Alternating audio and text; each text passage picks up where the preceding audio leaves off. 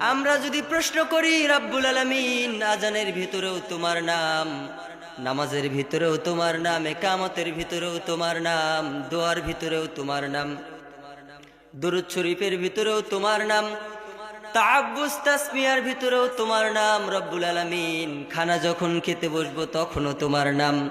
সব জায়গায় তুমি তোমার নাম কেন দিলে? আল্লাহ রব্বুল আলামিন বুঝিয়ে দিতে চাই, গোলাম শোনো আমি আল্লাহ কেন আমার নাম দিলাম।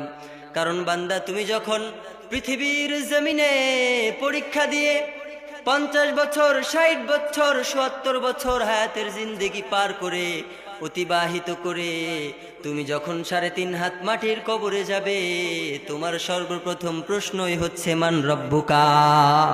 আগে রবের পরিচয় দাও, আগে কার পরিচয়? আল্লাহ বুঝাতে চাইলো, ও গোলাম, কবরের ভিতরে যখন প্রশ্ন করা হবে রবের পরিচয় দাও। এই যে তুমি জন্ম নেয়ার সাথেই তোমার কানে রবের নাম ঢুকিয়ে দিয়েছে কে? ডান কানে আজান, বাঁ কানে একামত আছে না নাই? বান্দা তুমি যখন জন্ম নিয়েছ, কানের ভিতরে আমি আল্লাহ আমার আজানের শব্দ, বাঁ কায়ে আমি আল্লাহ আমার একামতের শব্দ দিলাম। প্রতিটা কাজের ক্ষেত্রে আমি আল্লাহ আমার নাম দিলাম, যাতে করে গোলাম এই 3.5 হাত কবরের সর্বপ্রথম জবাব দিতে তোমার কোনো প্রবলেমের সম্মুখীন হতে না হয়। সুবহানাল্লাহ।